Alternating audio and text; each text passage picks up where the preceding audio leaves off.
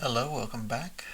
Today we're going to be talking about some special computer science functions. The first functions that we're going to be talking about are related to the concept of rounding, which is a natural type of thing you would do in computer science when you want to represent a real number as an integer, or at least a truncated decimal. There are three different types of rounding that make their appearance.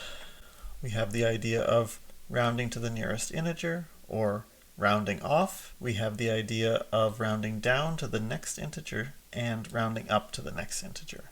When we talk about rounding off, anything with a decimal 4 or lower goes down, and anything with a decimal 5 or higher goes up. So 2.4 would round down to 2, but 2.5 and 2.9 would round up to 3. At the same time, rounding down, 2.4, 2.9, and 2.5 would all round down to 2, while 2.4, 2.9, and 2.5 would all round up to 3. The round down and round up functions have a special name.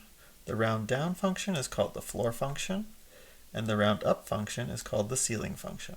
Let's look at those functions in more detail. To represent the floor function, we use these brackets that have little horizontal lines at their floor, and we can precisely define the floor function to be the greatest integer less than or equal to x. We had some examples of the floor of positive numbers on the previous page. Here are some examples with negative numbers.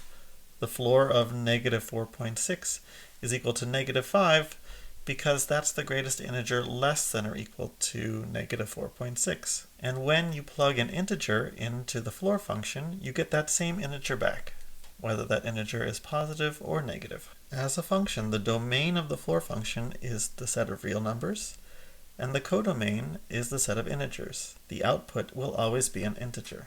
If we wanted to draw the graph of the floor function, it would look like this.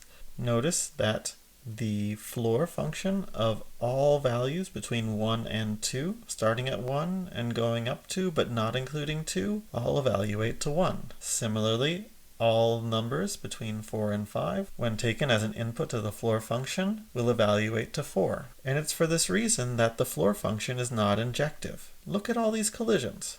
But we can say that the floor function is surjective, because if we take any integer n in the codomain, the floor of n is exactly equal to n.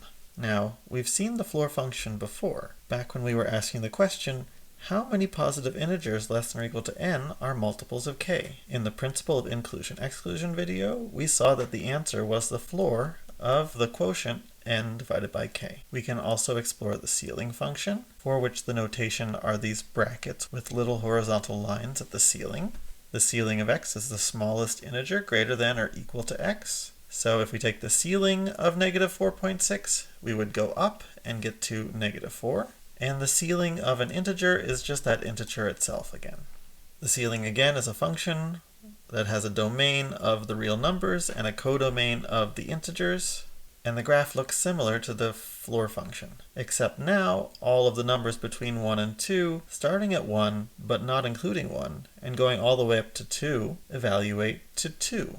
And for that same reason, the ceiling function is not injective, and just as with the floor function, the ceiling function is surjective, because if you take any integer n, then the ceiling of n is equal to n. The ceiling function and the floor function are related. The ceiling of the negative of x is equal to the negative of the floor of x.